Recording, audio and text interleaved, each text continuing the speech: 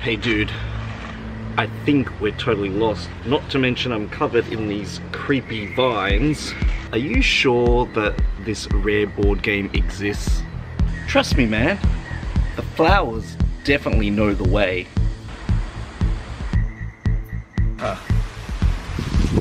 Daylight.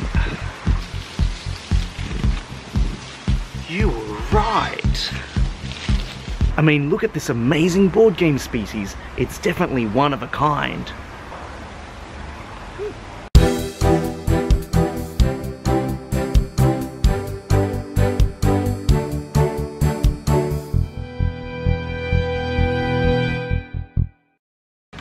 Have you ever wandered through your garden at night and watched the moon as it drifts across the sky?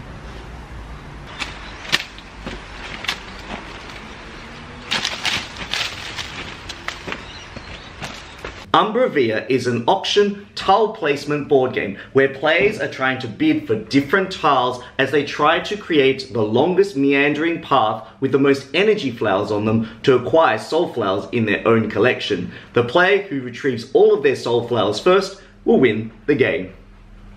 Gardens are such fascinating places. We all imagine having a green thumb, growing our very own plants, herbs, vegetables, meeples, wooden flowers, and board games. Umbra Via is an abstract board game that reminds you that the world of floral competition is both thorny and pretty at the same time. Across a round of Umbra Via, players will reveal 4 tiles from this stack and secretly bid on which tiles they want by drawing 3 wooden flower tokens from their player bags and placing them on their bidding board located behind their player screens. Across each auction, players will be bidding by using these darker coloured energy flowers which are worth 1, or these lighter coloured soul flowers which are worth 2. Players can bid on multiple tiles, or 1 if they wish. Once the bids have been placed, the screens are revealed and the flowers transport Poker Hunter style towards their respective tiles for all players to see.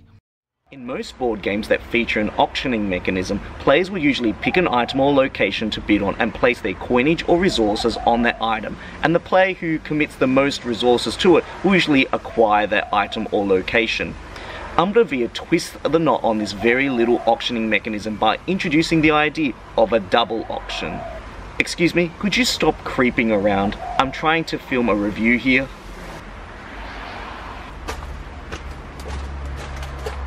This means that the auction actually happens twice in a row. The first auction allows players to see what the other players might be vying for, and the second auction allows players to finalize the tiles that they really want.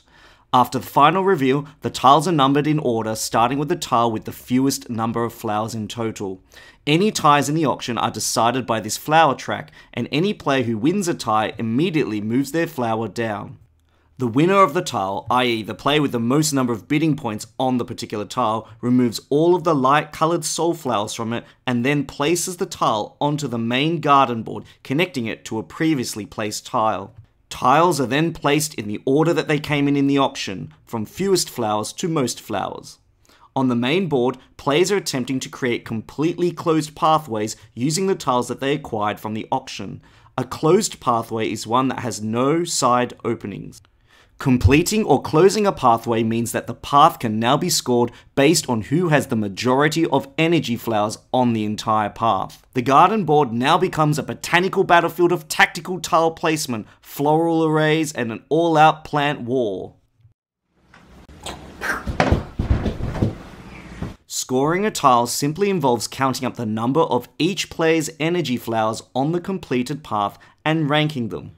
Whoever has the most energy flowers in the path gains a soul flower from their soul flower stash for each tile in the completed path. Each other player gains soul flowers equal to half of the previous place getter's amount rounded down.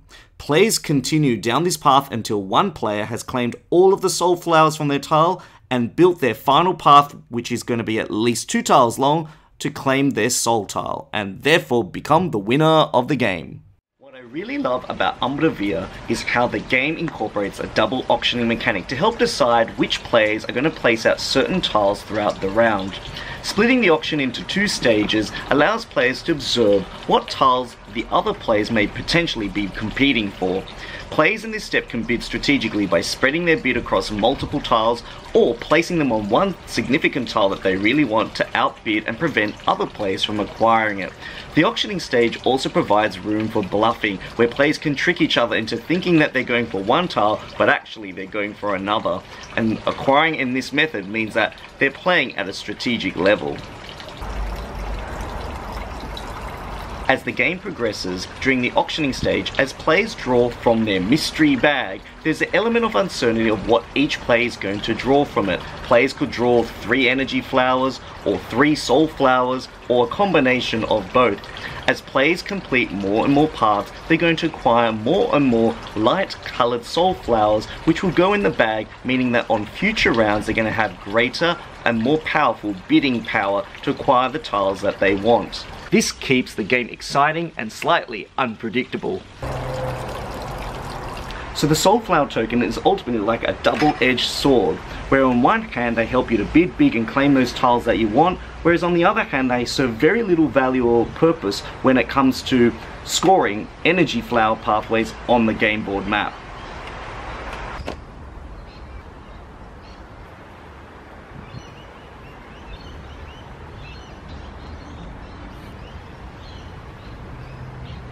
The tile placement aspect of Umbra Via is incredibly intriguing, as it taps into players' ability to think spatially, as well as forcing players to decide whether they're going to stop or close off a path or extend an existing one. Forward planning is essential when it comes to placing each and every tile, as players are going to be doing it collegially and collectively and competitively as well. I mean, do players place a tile down so that they can close off a path so that they can earn points? Or do they extend a longer path hoping that in the future they might be able to close it off and combo out? This element of interaction is what makes Umbra Via truly blossom. There are 3 special tiles that can appear on the altar track. The 4-point tile allows players to move all energy counters on it to an adjacent tile of their choice. This can be used by a player to strengthen the number of flowers that they have on a particular pathway. If players bid on the void tile, the winner can place all the flowers on an empty untiled space on the game board.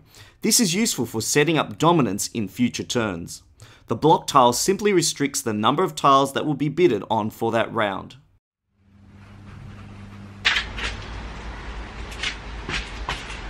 Throughout the game, the players who nab the winning tiles often interrupt the plans that you try to make, forcing you to adapt to the changing nature of the pathways that the players have created on the main game board. The gameplay often has players feeling like they're a garden of flowers, trying to outgrow and outcompete each other.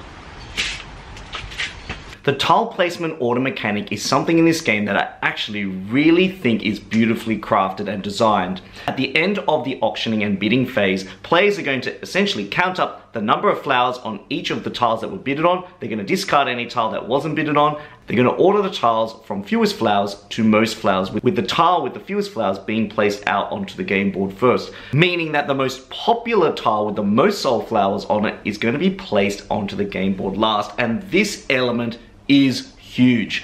I've played a few games where players have purposefully put flowers onto certain tiles to try and affect the turn order and how and who gets to complete certain paths that are already in progress on the main game board.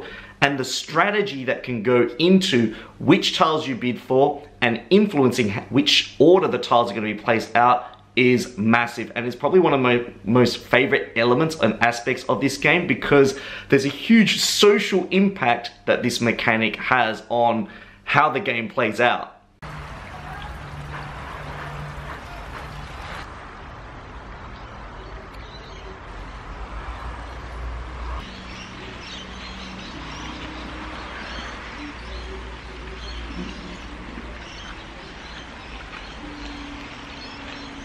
From a game design perspective, Umbra Via has a lot of nuances in its micro mechanics that makes the game feel organic and flow. Each rule seems quietly crafted, so everything seems to have a purpose, so the game doesn't feel overbearing.